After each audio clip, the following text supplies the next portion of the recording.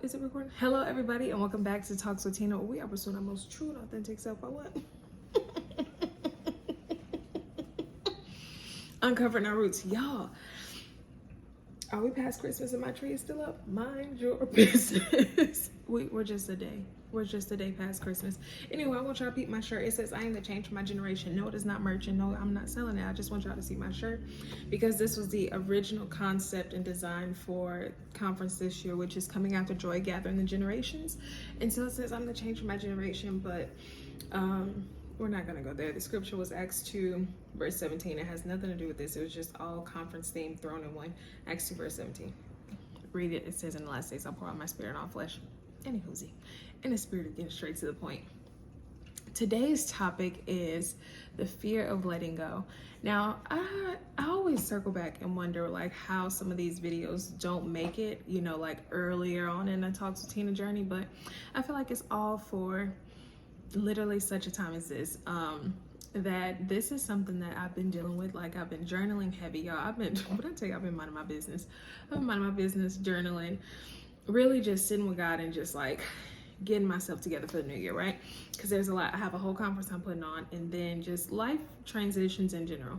So anywho, it brings me to the point of the fear of letting go. So there's certain things in this journey of healing that you have to let go. You have to let go of some old mindsets. You got to let go of some people. You got to let go of some things that you're accustomed to.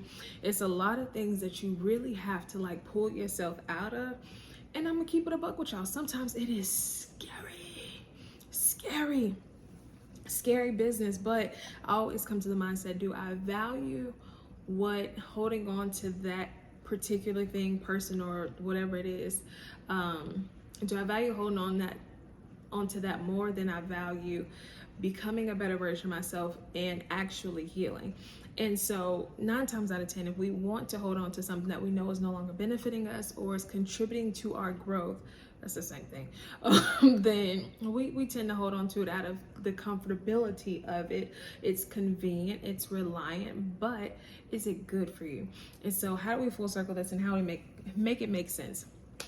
Now, I'm gonna be honest with y'all, like I really did not want to record this video because I think it literally steps into, I think God is really calling me to just be a little more transparent than I already am.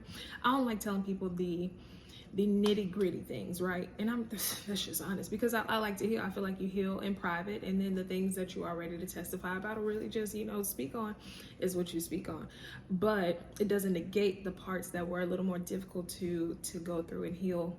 But anywho, so now I feel like Talks with Tina is entering that phase where we are really getting to the nitty gritty of things, and I love that for me, honestly. So anywho, spirit of getting straight to the point again. So when I was thinking about this topic and then what I'm dealing with now versus what, initially started Talks with Tina, the fear of letting go is really what helped me get to this point, is that I had to really start assessing why I was holding on to this relationship. Now we're going to talk about the relationship aspect, then we're going to full circle and make sense to your life, okay? So the relationship aspect. Oh, now my ponytail trying to clock me. Anywho. But in the relationship aspect, I was so concerned about that person's well-being, like if they'll be good, if they'll be, and wanting to explain the sentiments of my heart, how I want the best for them, so on and so forth, because I don't leave anything bitter. Let's really start there. I try not to leave anything with a bitter feeling because that's still holding on to something. So instead of texting this person this, I was writing it in my journal. And so as I was going through my journal, I was really looking at the language that I was speaking during that time. And it was, instead of texting you this, I'm going to write it in this journal. I want the best for you. I only loved you. I pray that God orders your steps. Like, y'all, this was real life. Girl was Delulu, okay? The girl was Delulu. But I was so afraid of like the truth really ending what I wanted to hold on to, that I began to just like, I still had to face the truth at the end of the day. I knew that I had to let go, but I didn't want to, but I still knew that there was something nudging me to just fully let this thing go. So I have a note on my phone, and I always tell people, especially if they're entering this point where they're trying to separate from somebody or whatever the case may be, is I remember being in the shower. I had just got done visiting that person, and then it was the most like daunting visit ever. Like I was crying. And then that was the day I decided to change my mind and really let go. And I was in the shower and I started praying for me, right? And I didn't realize how often I was praying for us as a unit, which is, there's no problem with it, but I never centered my prayer of, God, lead me in the direction that you want me to go, or God, if this is not for me, or just literally, God, help me. Help me. Instead, I was always, God, help us navigate this situation. This is terrible. Help us grow together, mend the broken pieces. And so when I decided to finally start praying for myself is when I began to get the strength to let go.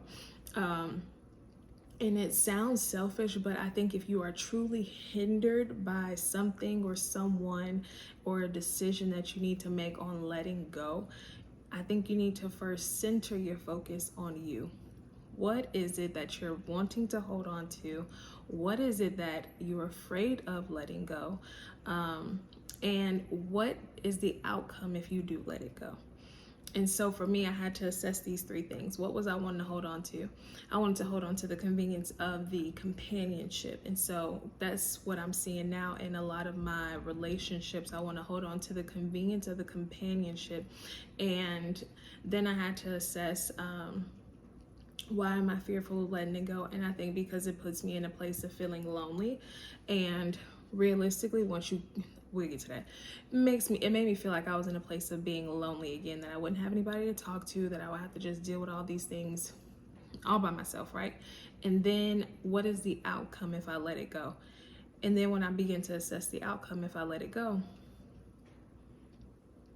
the good outweighed the bad. Like the bad was like, oh my gosh, I'm gonna be hurt and I don't get to talk to him as often. But the good was that I would have peace. The good was that I would, be free. The good was that I wouldn't be so caught up in arguing. Like, this is the relationship aspect, but it is still like a twofold thing to what I'm dealing with now, right? And so the twofold is just like, for a lot of my relationships with a lot of people, is that like I'm dealing with the aspect of not being in communication with people, and it's not like these people did anything wrong, but it's, what is the benefit of holding on to this relationship? And it's, so how do we full circle this, and how do we make it make sense to your life? If you can assess all three of these things, and you can say truly at the end of the day that this particular relationship is something that you believe is necessary in life. Now, don't go making up little narratives. Literally see things for face value. If that person is telling you they don't want anything to do with you, assess how people treat you. I think that was the biggest green light for me to go ahead and let it go, is that I assessed how this person was treating me. And I don't think that's, for anybody, you determine how you want to be treated. And I think we all kind of want to be treated fairly and nicely, and we don't want to end up crying, or we don't want to end up resenting certain decisions. So I assess how, and I still do it to this day, how is this person treating me? And then that's when I make the decision to let go. And so if you feel like you're not getting proper treatment, I think that's just at the end of the day, how do we heal and become our most true and authentic self? And I think we hear that saying all the time, treat others the way you want to be treated. And if you are your most authentic self, and it's not raggedy, that you healed, and you're not just, this is just who I am, then I think your integrity will speak for itself. Your character will speak for itself on how you treat people. And if it is not reciprocated, again, if you're not raggedy, let me put a real bold disclaimer. Don't be raggedy, and don't expect people to treat you, like kiss the ground you walk on when you're sitting up there giving them middle fingers and cussing them out every 5 seconds. No, if you treat people horribly, you're going to get treated horribly. Sorry. But if you treat people with a level of respect, you treat people with common decency, you should expect the same thing in return.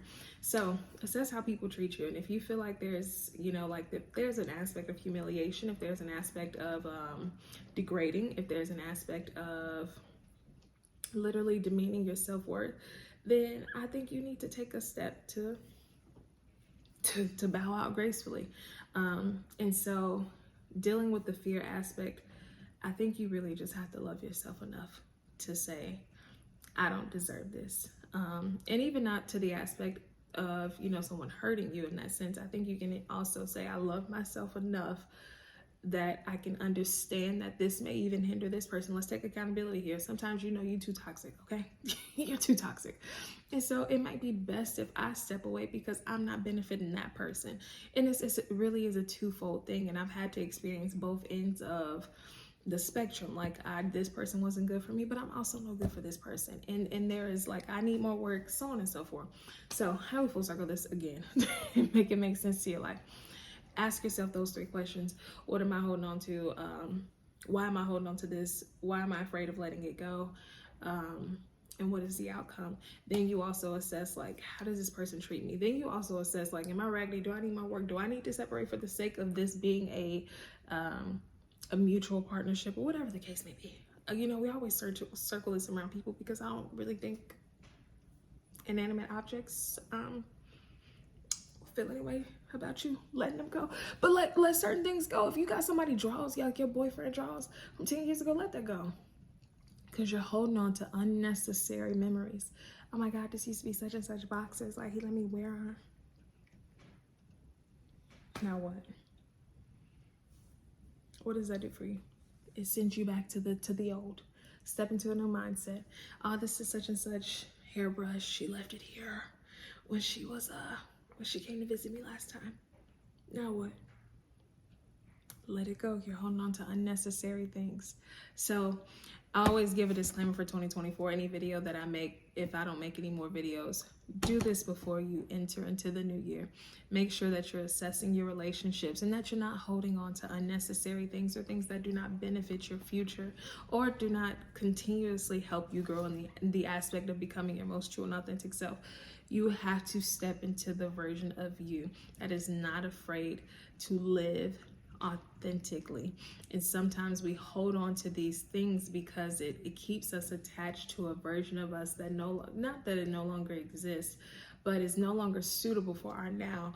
And I think when we can create that division to say that was then, this is now, then we'll be able to progress and continuously be our most true and authentic self, because how many of us know that we continuously change?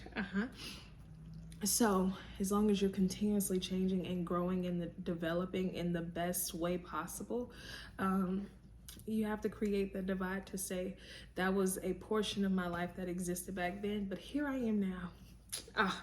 And I'm grateful for the experience. I'm grateful for the life lessons, but it's time to press on. All right, so I think that's the chat. I love y'all. Into the new year, letting some things go if need be. And that's it. Get your tickets for conference. Love y'all. Bye.